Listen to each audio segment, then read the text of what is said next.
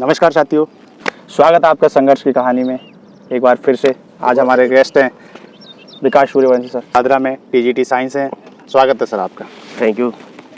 तो सर सबसे पहले तो आपको बहुत बहुत बधाई, आपने दादरा में या यूँ कहें डीएनएस में रहते हुए 4 साल पूर्ण कर लिए जी। पिछले एक बार आपको बधाई। सर टीम ने बताया हमारी आपकी नौकरी महज 25 साल 3 महीने और 15 दिन में लग गई थी। जी सर। अच्छा, तो आपकी जॉब लगी थी 2019 में। जी। 19 मतलब कि आपने वो कोरोना काल का जो भयंकर मंजर था वो भी देखा होगा।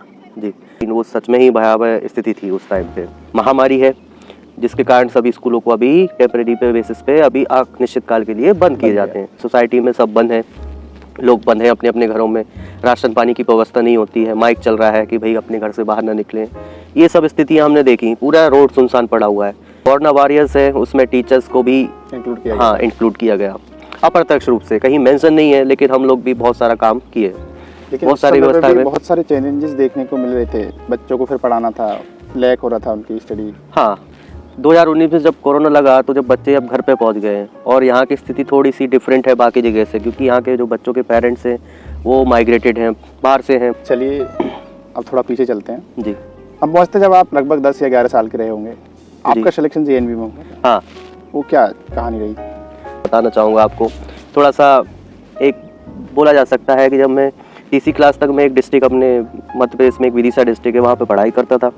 मेरे पिताजी को लगा कि एक सरकारी आवासीय विद्यालय भी होता है, नवोदय विद्यालय, जिसमें एडमिशन प्रवेश के लिए तीसरी, चौथी और 5वीं कक्षा एक ही स्कूल से होना चाहिए। अब मैं तो तीसरी क्लास में ऑलरेडी विदिशा डिस्ट्रिक्ट में पढ़ाई कर रहा था एक स्कूल में। तो मेरे पिताजी ने जब वहाँ लेकर आए अपने गांव के पास तहसील में शमशाबाद में जहाँ पे नवोदय है, तो वहाँ पे भी तीसरी क्लास में वापस डाल दिया, क्योंकि उनको यही था कि तीसरी क्लास वहाँ से ही पढ़ी होना चाहिए, तीसरी, चौथी, 5वीं। तो ऐसा रूल उनको पता था तो उन्होंने वही किया। तो मैंने तीसरी वापस पढ़ी। उनको शायद लगता होगा कि ये बच्चा शायद निकाल लेगा पेपर। एक सर थे विकास महेश्वरी करके, तो जब मैं उनके यहाँ पढ़ता था, ये नवोदय विद्यालय की तैयारी कराते थे वो अपने घर पे, स्कूल में भी वही पढ़ाते थे। तो वो बोलते थे कि कहीं ना कहीं कि ये बच्चे का निकलेगा, किसी का निकले या नहीं निकले, इसका बच्चे का सिलेक्शन होगा। तो वो बात मुझे भी कहीं ना कहीं उनकी वो बात है वो अभी भी कान में गूंजती है। वही है, कहते हैं सरस्वती किसी जवान पे बैठ जाती है। जी जी। और सरस्वती का तो पहला ही रूप शिक्षक है और आप अब खुद शिक्षक। हाँ, और फिर मैं उसके बाद नवोदय आ गया अपना पेटी बिस्तर लेके। अच्छा, जब आप नवोदय में पढ़ रहे थे जी, तो किस तरह के चैलेंजेस देखने को मिलते थे? किस तरह मतलब संघर्ष किया आपने कुछ? नवोदय में तो चैलेंजेस जो घर पे बच्चे रहते हैं और एक आवासीय विद्यालय में रहते हैं, वो बहुत सारे चैलेंजेस क्या थोड़े से अलग हो जाते हैं, क्योंकि घर पे रहते हुए अपने माँ बाप आपको बहुत तरीके की सहायता कर लेते हैं, और जब हम नवोदय विद्यालय में रहते हैं तो उस टाइम पे जो बच्चे होते हैं उनको अपने सारे काम खुद करना होते हैं, जैसे अपने कपड़े धोना, अपने खाना के बाद अगर मेस में खाना खा रहे हो तो उसके बाद अपनी थाली धुलना, बहुत सारी चीज़ होती हैं जो बच्चों को खुद ही करना होते हैं। तो वो चैलेंजेस जो होते हैं वो बच्चों को एक तरीके से स्टार्टिंग में तो थोड़ा प्रॉब्लम करते हैं, लेकिन बाद में उनको स्ट्रॉन्ग बनाते हैं। जी, इस तरह के चैलेंजेस थे। सुबह अपना खुद का उठना, अपने आप से खुद उठना, और अगर नहीं उठते तो आप खाने में लेट हो सकते हैं, असेंबली में लेट हो सकते हैं। तो इस तरह से हाँ, तो एक तरीके से डिसिप्लिन सिखा रहे थे वो, मतलब हम डिसिप्लिन। हाँ, क्योंकि हाँ 7 साल रहते रहते हम लोगों ने डिसिप्लिन नाम की चीज़ जो है कि एक्चुअल में डिसिप्लिन क्या होता है, तो वो हमने सीखी।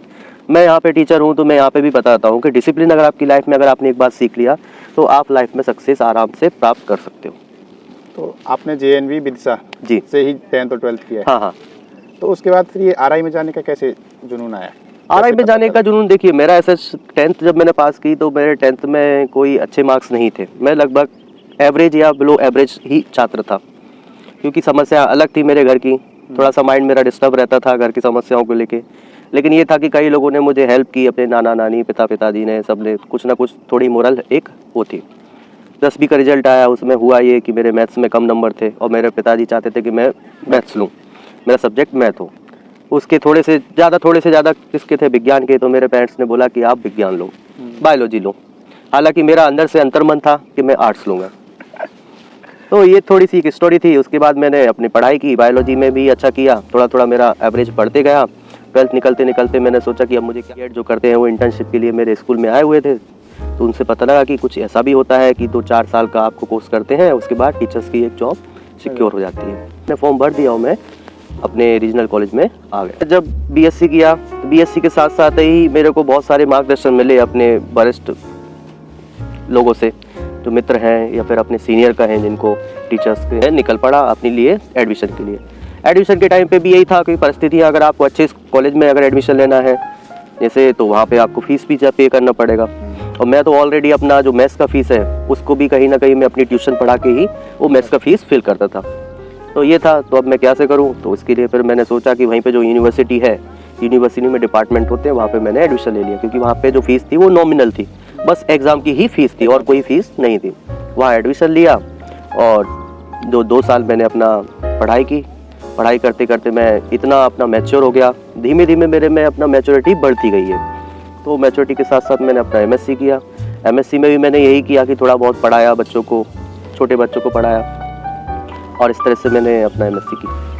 एमएससी कंप्लीट हो गई, उसके बाद फिर आपको जॉब पे जाना पड़ा। एमएससी कंप्लीट हुई, उसके बाद मेरे को जॉब पे जाना, क्योंकि ये था कि मेरे पास कोई दोहराया नहीं थी, एक बस मुझे यही दिख रहा था कि मेरे पास यही ऑप्शन है। क्योंकि एमएससी की मैंने उस तक तो मैंने जैसे तैसे निकाल लिया, अब अगर मैं जॉब पे नहीं जाता हूँ तो मेरे पास सोर्स नहीं है पैसे का, बैठ के तैयारी नहीं कर सकते। बैठ के तैयारी नहीं कर सकते हैं। तो बैठ के तैयारी करना है किसी चीज़ की आपको फ्री माइंड से, तो उसके लिए रिसोर्सेज भी चाहिए, और रिसोर्सेज कहाँ से मिलेंगे आपको, जब थोड़ा सा आपके पास सेविंग हो। तो मैंने सोचा कि अब एमएससी हो गया, ये सफिशिएंट है, अब मैं अपना कहीं पे टीचिंग करता हूँ। हुए 17-18 दिन बाद ही मैंने जेएनबी में आती थी as a TGT science join कर लिया। वहाँ पे रहा 1 साल, वहाँ पे निकाले। वहाँ पे जो भत्ता होता है हमारा अभी जो फिक्स है 26,250, तो वो था हमारा। उसमें फिर मैंने काफ़ी हद तक मेरी सेविंग हो गई, क्योंकि वहाँ पे आपका रहने का खर्च नहीं है, आपको पैसे देने नहीं है, क्वार्टर मिलता है, सुविधाएं हैं, बच्चों के साथ आपको मिलकर जुल कर रहना है। तो जो सेविंग थी मेरी समथिंग 260 के समथिंग, ऑल भोपाल में अपना कमरा ले लिया, और वहाँ पे जाके मैंने एक छोटा सा ही कमरा था, वो ज़्यादा बड़ा नहीं था। उस कमरे में मैंने अपना 8x8 का कमरा, उसमें बस उसमें मैंने रह के अपनी पढ़ाई चालू की। अच्छा, हमारी टीम ने ये भी बताया कि जब आप तैयारी कर रहे थे और फिर पैसे खत्म हो गए, हाँ, तो फिर वो समस्या बहुत आ रही होगी, फिर उसको कैसे फेस किया? एक्चुअली उस टाइम पे क्या, मैंने आपको बताया कि कुछ सेविंग मैंने नवोदय से बना ली थी, तो उसके सहारे मैं आ गया, कमरा ले लिया, पढ़ाई की, ये सब चलते रहा। अब एकाएक लगभग साल ख़त्म होने पे आया और मेरे पैसे ख़त्म हो गए। उसके बाद मेरा थोड़ा दिमाग जो है थोड़ा डिप्रेशन में आने लगा, मैं खुद डिप्रेशन में आने लगा, दिमाग में टेंशन होने लगी। अगर मुझे और रुकना है, तैयारी करना है, एग्ज़ाम देना है और फिनिशिंग लानी है, तो मुझे तो रुकना पड़ेगा, उसके लिए पैसे चाहिए। अब पैसे मेरे पास थे नहीं, और घर से मैंने लगभग मेरी बीएससी जब स्टार्ट हुई थी पहली, दूसरी, तीसरी साल में, तब से मैंने पैसे लेना बंद कर दी थी, क्योंकि आर्थिक स्थिति मैं खुद की जानता था कि मेरे घर वाले अभी इतना भी कैपेबल नहीं है कि दे पाएंगे, क्योंकि मेरे 5-6 भाई बहन हैं, 5 भाई बहन हैं हम लोग। तो फिर मैंने वो उस हिसाब से फिर मैंने मांगना बंद किया। अब उसके बाद तो मेरे पास भी कोई ऑप्शन नहीं है, तो एकाएक जो बोलते हैं कि जिसका कोई नहीं होता उसका भगवान होता है, एकाएक मेरे प्रिंसिपल जो हैं कॉलेज के, उनका एकाएक कॉल आया। मात्र मैं प्लानिंग बना ही चुका था कि अब मैं वापस क्या करूं, कि वक्त जॉब करता हूं, या फिर समझ में नहीं आ रहा था एक तरीके से जॉब करूं या पढ़ाई करूं या घर चला जाऊं। तो क्योंकि जुलाई अगस्त हो गया था, जुलाई अगस्त में तो फॉर्म भी नहीं भरते हैं, जो नवोदय विद्यालय, केंद्रीय विद्यालय आती थी के, वो सब हो जाता है, मार्च अप्रैल में हो जाता है। मैं जुलाई में पहुंच गया, जुलाई अगस्त में, तो मेरे पास वो रास्ता भी बंद हो गया। घर जाऊंगा तो वो रास्ता किस तरह के, मेरे को क्या करना पड़ेगा घर पे, तो उतनी सुविधा नहीं। तो फिर मेरा एक कॉल आया, उन्होंने बताया कि भाई आपका जो फेलोशिप है वो फेलोशिप आई है मास्टर डिग्री की। वो फेलोशिप इस तरह की थी कि आप सेमेस्टर में अगर आप पास करते हो अच्छे मार्क्स से, रैंक वाइज आपके जितने, हाँ, पर सेमेस्टर आपको 15,000 रैंक वाइज आपको मिलेगा। तो फर्स्ट और सेकंड रैंक को ही मिलता था। तो मैंने चारों सेमेस्टर में उस पैसे के लालच में, क्योंकि पैसा भी कहीं ना कहीं एक मोटिवेशन होता है, और मेरे लिए तो बहुत मोटिवेशन था, क्योंकि मुझे अगर आगे भी अच्छा करना है तो उसके लिए मुझे पैसे तो चाहिए पड़ेंगे, जरूरत तो पड़ेगी। तो मैंने अच्छी ईमानदारी से पढ़ाई की। एमएससी में चारों सेमेस्टर मैंने फर्स्ट ग्रेड ही लाया, चारों सेमेस्टर में मैंने फर्स्ट रैंक ही ली।